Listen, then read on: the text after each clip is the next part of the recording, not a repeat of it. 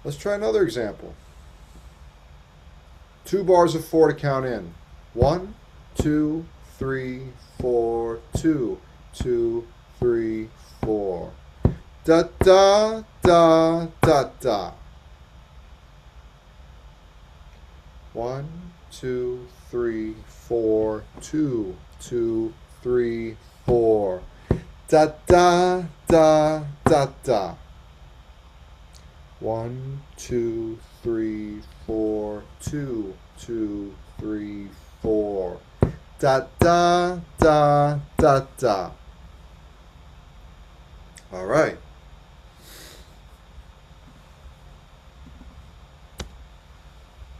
One, 2, 3, 4.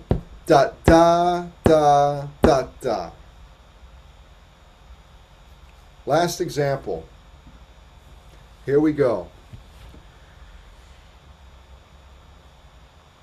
1, 2, 3, 4, 2, 2, 3, 4. Da da da da da da. 1, 2, 3, 4, 2, 2, 3, 4. Da da da da da da. 1, 2, 3, 4, 2, 2, 3, 4. Da da da da da da.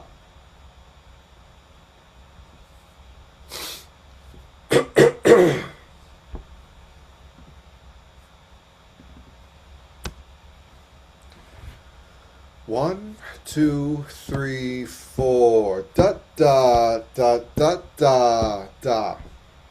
That could have been written with a quarter note instead of a tied eighth note here. 1, 2, 3, 4. Da da da da da da. All right?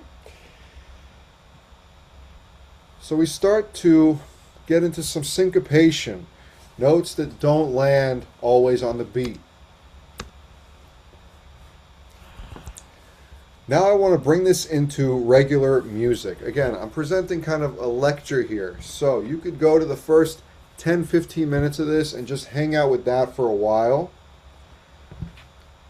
But I want to extrapolate the concept a little bit. Now the key is to bring this stuff to real music. So what I want to basically, for starters, be able to do is put on a recording that I love and want to study its rhythmic ideas with, and be able to bring my pulsing finger into it. There's going to be one discrepancy that we talk about. So for now, I'm just going to tell you the pulse that I feel in hopes that you'll feel it too. So when I put on this recording,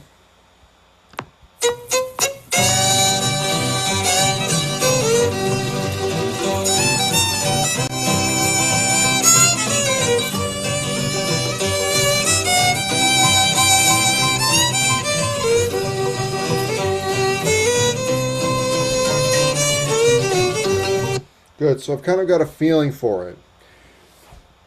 As a bluegrass player, what I'm looking for is that boom chuck, bum bum bum, boom chuck, boom jum bing bum. I think most people here, if not everybody, can feel that on some level. Dum dum dum, boom chuck, boom chuck, boom chuck. That is equal to my boom chuck, 1 2 3 4, 1 2 3 4. Now some people might say, I feel the basic pulse being more in the bass. Bum bum bum bum, ba ba ba bum bum bum bum. They're not wrong, but I want to do it my way. So we're going to feel it 1 2 3 4. There's something about when this gets transferred to written notation. It's easier, I think, to do it my way. To feel 1 2 3 4, 1 2 3 4. So, without intellectualizing too much, I want to see if I can sync up my fingers, that 1 2 3 4, to this pulse. Okay, so I'll put it on again. Boom chuck, boom chuck, boom chuck, boom chuck. 1 2 3 4. 1 2 3 4. 1 2 3 4. 1 2 3 4. 1 2 3 4. And I want to be able to feel that. Boom, downbeat. Downbeat. The days are long, the nights are lonely. Okay, great. Since you've left me. So again, now what my goal is I'm really interested in the rhythms that make up this really interesting vocal that Mac Wiseman is doing. It's not easy to exactly match what he's doing. There's a lot of very small, nuanced things that take this from being a basic nursery rhyme-esque melody, which it is. The range of it is not, or the range is big, but the note choices, you know, it's less than Happy Birthday, you know what I mean? So the rhythm is a huge component of this, and I want to understand it. Listen to it for a second, just so you hear what I'm saying. The days are long, the nights are lonely. Since you've left me all alone, I loved you so, my little darling.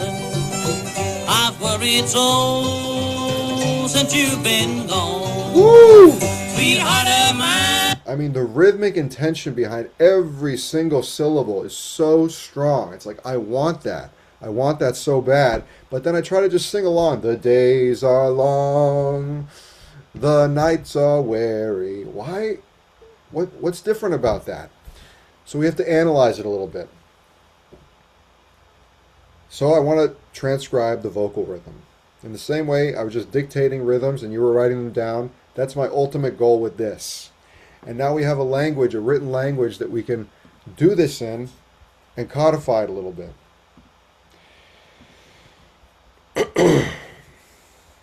So first we need to kind of make a map. So let's listen, and I want to figure out how many bars the fiddle intro is. So now we've got the pulse, and now we have to count how many groupings of 4 we have. 1, 2, 3, 4. So the fiddle intro, before the vocals happen. Let's listen. There are pickup notes, so we're going to start counting from when the whole band comes in. And these are little guidelines that you can apply to, let's say, 85%, maybe more, of most of the music we deal with in quick tips, which is, you know, bluegrass. Here we go. We're counting the amount of bars in the fiddle intro so that we can slowly start to sketch out a map. 1, 2, 3, 4, 5, 6, 7, 8, 9, 10, 11, 12, 13, 14, 15, 16. The days are long, the nights are... There's 16 bars in that fiddle intro. Now some people might say, well, he started singing on the 16th bar, so doesn't that mean that the fiddle intro is just 15 bars because the vocals occupy beginning in bar 16? Maybe. It's a little confusing. I don't know exactly how to explain it yet, but those are pickup notes. And so we could go with a general rule that most of these forms are going to be even number of notes. If you count 15 bars in a form, something's amuck, and maybe you need to investigate a little deeper. Certainly with the example we're doing here, I don't want to throw any exceptional things, so this is a 16 bar form. So, then I want to verify. We're going to explore the vocal rhythm. Is the vocal section, is the verse also 16 bars? Let's check. The reason I start with the fiddle intro is because it's the beginning, so we just got to start somewhere. The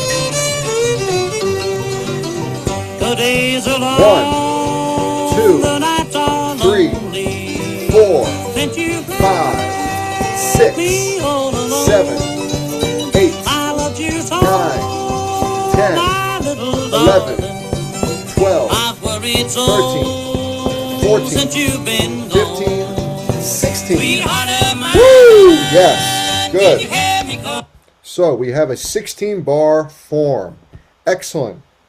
So we know we're dealing with 16 bars. We want to understand what Mac Wiseman's rhythm, the way he articulates, where he puts every single syllable in this, because maybe if we understand the rhythmic content of bluegrass, it'll give our improvisation, it'll give our interpretations of melodies a new dimension that's more expressive and truer to the tradition and form of bluegrass, okay? So,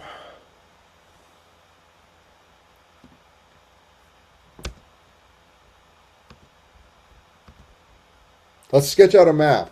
Here's my way. We know it's 16 bars. So you get out your piece of paper. Everybody do this with me. Boom. Can't you hear me calling?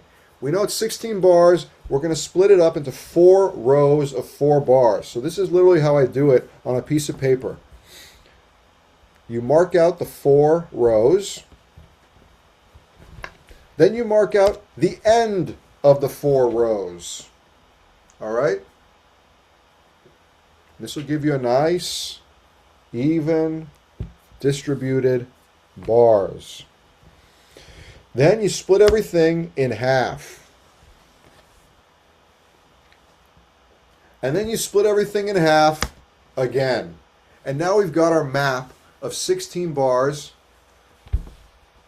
above which we'll put the rhythms and corresponding lyrics of everything. All right, so I'll give you a second to just get your 16 bar map written down.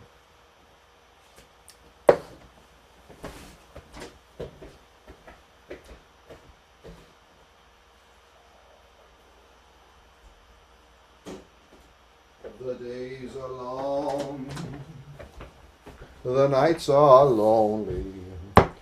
Alrighty, now we got to split off our workload. That's so overwhelming. A whole verse, we need to attribute rhythmic placement to every single syllable. That's a lot. So we cut down our workload. Oh yeah, one thing you could do is you can mark the bar numbers. That's the first bar, so we put a little 1. That's the 5th bar, so we put a little 5. That'll just help us when we're referring back to the music a little bit. All right? But let's split off the lyrical workload a little bit.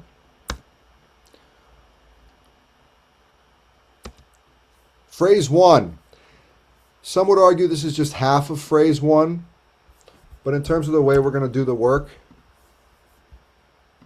you'll see why I'm doing this.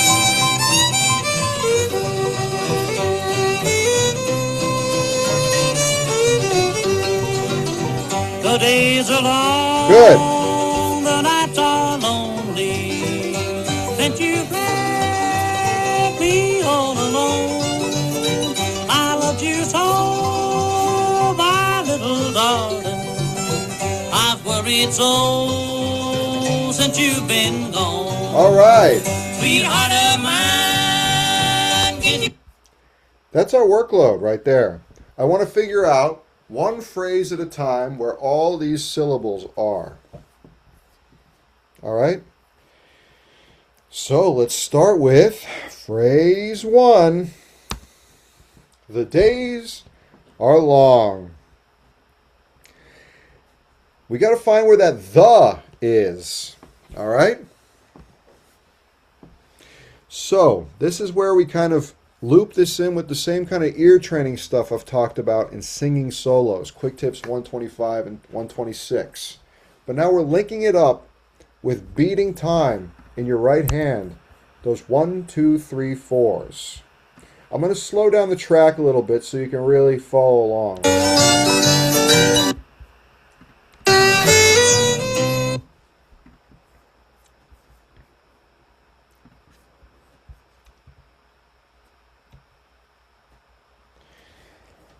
One thing you could do, without even thinking about where in the form this all is if you feel those beats 1, 2, 3, and 4, and we're just looking for the word the, where does it land?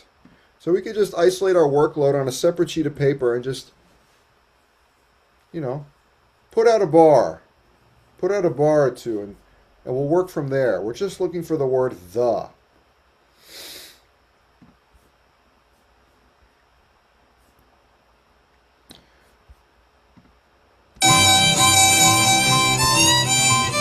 1, 2, 3, 4. 1, 2, 3, 4.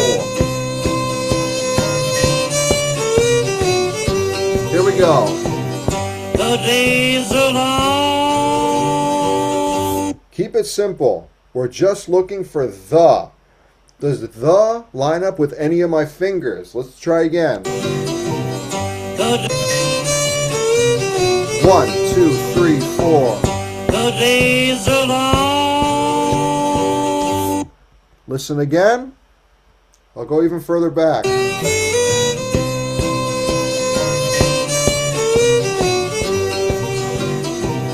The days are long.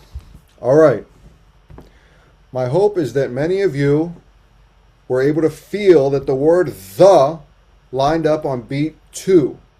So on beat 1 of a bar somewhere, there was nothing happening. And so I go here, and on my bar of music that I've just kind of problem solved, I have a little rest, a quarter note rest. Then I need to mark down that on the beat 2 there was the. Okay, so there, I've got my little the. I'm not sure. It might be a quarter note. It might be something else. So now we're going to look for the days.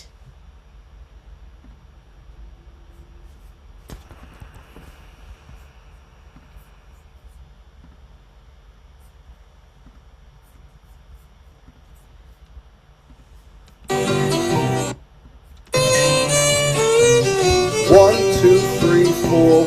The days are long. Oh, interesting. The days. Because we're really just dealing with quarter notes, the eighth note is the smallest denomination of duration that we're doing. I noticed that days doesn't fall on a beat. The days are long. I see something happening. The days. 1, 2, 3, 4, 1. The days. Days happens before my middle finger, beat 3, strikes down. So it's between beats 2 and 3. So actually the days is on the and of 2. And ideally, when I'm doing this, I'm kind of able to sing it back. Say like 1, 2, 3, 4, 1. The days. And you can be your own slow downer over time. Like 1, 2, 3, 4, 1. The days.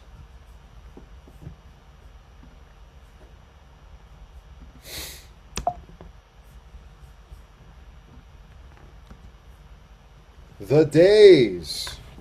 So there we have something on the and of 2. Check it out. You've listened to this phrase so much. Maybe you could already figure out what where R is. 1, 2, 3, 4. The days are long. I love when the syllables just line up with my finger. 1, 2, 3, 4. The days are long. All right. R lands on beat 4. The days are.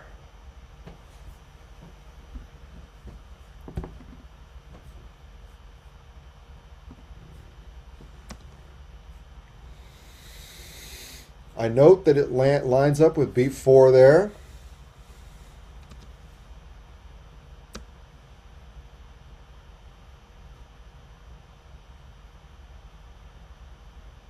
That's actually different than how I was singing it earlier, so maybe this is what happens. The days are long, the nights are. It's so syncopated. 1. The days are long. Long lands right before the 1, and I can feel that as I sing along with Mac Wiseman. 1. The days are long. 4 and. All right, so I start to transcribe it.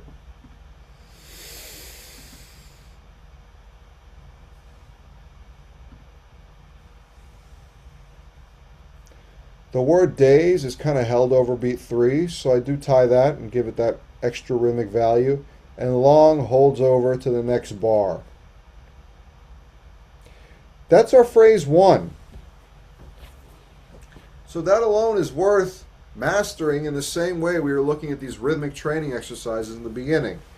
1, the days are long. 1, 2, 3, 4, 1, the days are long. Half of this phrase is syncopated. The syllables, strong syllables, are landing on offbeats. Significant rhythmic events are landing on offbeats. This is really difficult to internalize, and to me it's one of the big differences between beginning singers in bluegrass and more advanced singers, people who are really able to internalize these syncopations. So this alone is really worth practicing and integrating. A lot of people will sing this phrase as 1, 2, 3, 4, 1. The days are long. Days lands right on beat 3. R lands right on beat 4. Long lands right on beat 1. There's no syncopation. It's much more of a skeletal version.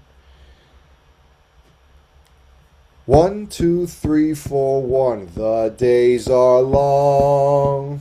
It's certainly simpler. It's easier to hear immediately, but it's a lot more interesting to hear 1, 2, 3, 4, 1. The days are long. You know, and it's one of the things. The first thing I hear between a beginner and an intermediate to advanced person who's interpreting a song, are they able to really feel and output that syncopation in their voice? Now we got to figure out where in the form this happens, right? So then we just go back to the fiddle and you just got to count the bars and determine which bar this lands in. 3, 4, 2, 2, 3, 4, 3, 2, 3, 4, 2, 3, 4, 5, 2, 3, 4, 6, 2, 3, 4, 7, 2, 3, 4, 8, 2, 3, 4, 9, 2, 3, 4, 10, 2, 3, 4, 11, 2, 3, 4, 12, 2, 3, 4, 13, 2, 3, 4, 14, 2, 3, 4, 15, 2, 3, 4, 16. The days are long. Oh!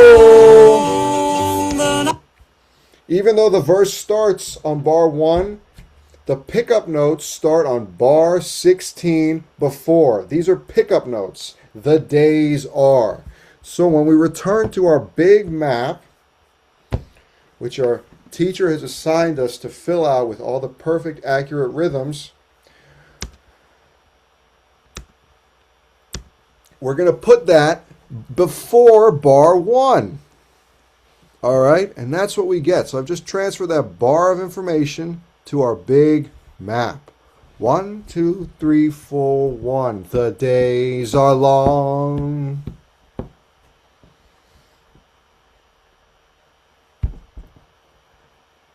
And then we do that 7 more times. The nights are lonely. Where does the nights occur?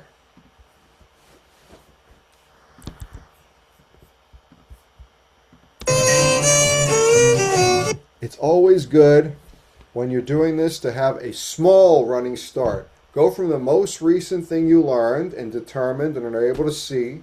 Don't start, well, yeah. And then you'll have a good counting, a good frame of reference for what's about to happen. The days are long. 1, 2, 3, 4. The nights are lonely. Amazing. The days are long. 1, 2, 3, 4. The nights are lonely. Let's feel it again. I love my fingers as a reference. I can feel where the nights syncs up with. 1, 2, 3, 4. 2, 3, 4. 1, 2, 3, 4. Yes, the of the Knights once again lines up with beat 2. All right, so I can start. I note that beat 2 of the next bar has the Knights. Does it coincide with my finger tapping or not? 1. The Knights. No. The N of Knights, that determining attacking syllable, lands before beat 3. It's on the and of 2. So once again we have 2 and. 1. The Knights.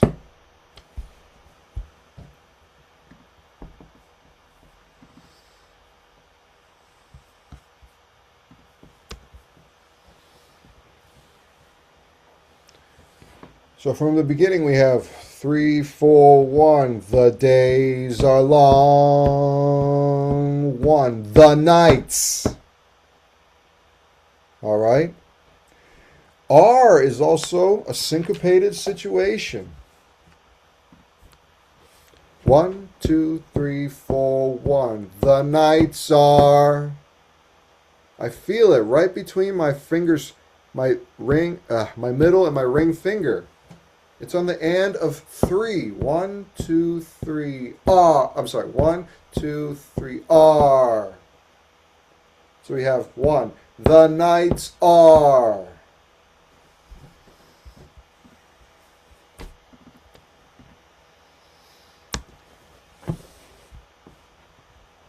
What I've done here, it's not totally obvious with the way I've written down. I've tried to make it so it doesn't line up with the 3. And then all of a sudden it contextualizes.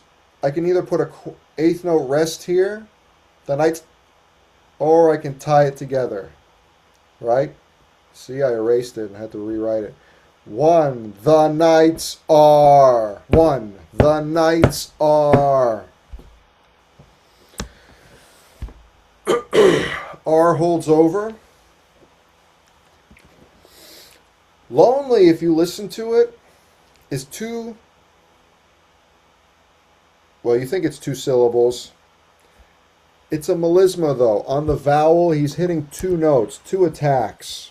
Listen to that for a second, because I want to denote that rhythmically. I think it's significant. All the nights are lonely. Right? Lonely. Da da da. Nights are lonely. And now we have to do the same business as before. We have to codify it. 1, 2, 3, 4, 1. The nights are lonely. Lonely. Da da da. Low of lonely lands on beat 1. That melisma, that second articulation on the vowel, lands on the and of 1. Lo-own. And then li lands on the end of 2. Lonely. Lonely. So, I note that down.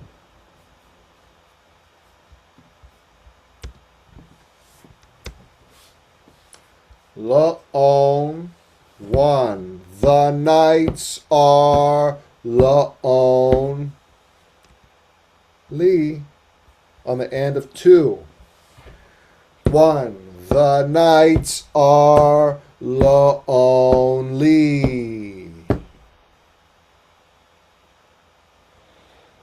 So this is so great because we started with just talking about this written rhythmic language, and now we're actually outputting it into something applicable. There's so much talk about how bluegrass is transmitted orally, with no written notation. That's the ideal thing. I believe that. But because we're learning and not everybody has the same faculties to learn things orally, sometimes I think it helps to see this stuff visually, to have a map that you can start creating in your own head that will actually help you do it by ear. So now I could tell you all about the syncopation and the ands of 2, but now you can really see it in front of you and do it extremely slowly and methodically. And then down the line, once you get to the point where you don't have to think about it quite as much, then you can start speeding this stuff up and maybe trying to sound like Mac Wiseman a little bit, through your own, throat pipe. 1. The days are long, the nights are lonely. Look at how many things are syncopated. Days, long, nights, are, own of lone, lee. I mean, this is so syncopated. It's so the opposite of a square rhythm. A square is really everything right on the downbeat. It's like the skeletal stuff I'm always talking about. Square would be 1. The days are long, the nights are lonely. Everything is just on a classic downbeat. It's predictable. What separates all these singers? One of the great things of phrasing, when people always talk about phrasing, how do they construct a phrase? How do they interpret a phrase? The rhythm is such a key element, and being able to see it and understand it is huge. So you could go through every single phrase. We're being very slow, so we're not going to actually go through every single phrase. But just walk through. So my assignment to you would be, go through this tune. You saw how we broke down all 8 phrases. We've already done 25% of the work. See if you can fill it in. This is the whole thing, after all, so you can go back and check your work. But if you just forgot about the lyrics and were able to read these rhythms, it's so hip. Can you imagine doing a whole solo with just these exact rhythms? 1, 2, 3, 4, da da da da da da da da da da da da da da da da. I messed that up. 4, 1, da da da da da. I messed that up too. Da da da da da. I messed it up too. Da da da da da da da. 1 da da da da. I mean, it's so syncopated, and I just, I'm showing you how bad I am at reading music now. But really, there's so much information here that we can bring into our instrumental practice, into our vocal interpretations, and now we have a system where we can really see it, and we can talk a little more freely about it because we can see it.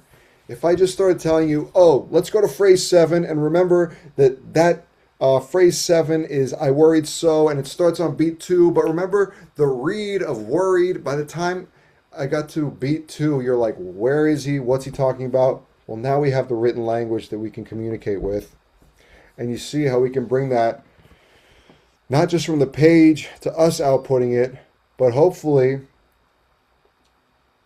from the hearing it to us internalizing it to then putting it to the page so we can talk about it together and so you can go and study it a little more thoroughly. This is a very popular song. It's been sung by all the greats. For the 5 singers that you hear do this, Del McCoury, Bill Monroe, Mac Wiseman, you're going to have 5 very distinct ways of saying the nights are long. And now we have a way that we can really study it. And if you can really internalize that in your voice and body, the chances of it getting into your music, into your guitar playing, much higher.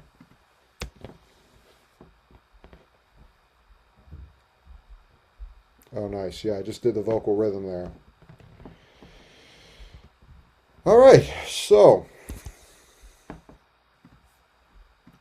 that's today's workshop. Just a little overview here, which I just gave you, but I'll read from my slide now. There's value in understanding and reading rhythmic notation.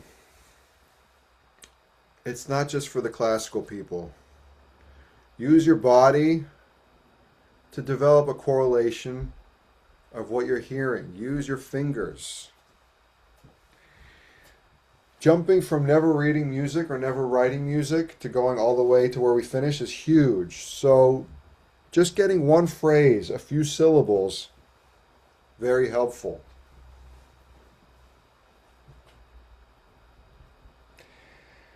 So we'll think of this as Rhythm Part 1 workshop.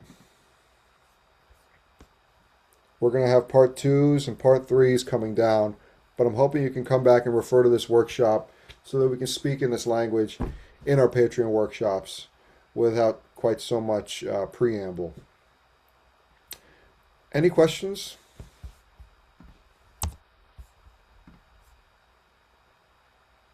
Yeah, Lewis. Is there any particular reason that we start with our thumb for you, or is it just a coordination thing instead of just 1, 2, 3, 4? Is that why or does it help with our mind, Oh, hand, no. coordination, just whatever number letters, or I mean, whatever fingers we want to use? I was just finding it trouble to go one, instead of Yeah, using my little finger. yeah, that's fine. Use Okay. whatever fingers work for you. And I noticed also that when you were counting in, you were going 1, 2, 3, 4, 2 through 3, 2, 2, 3, 4. Is that just to signify how many measures we're using? Is that the way Yes, is the reason you do that? Okay. All yes. right. Thank you. Yeah, thank you.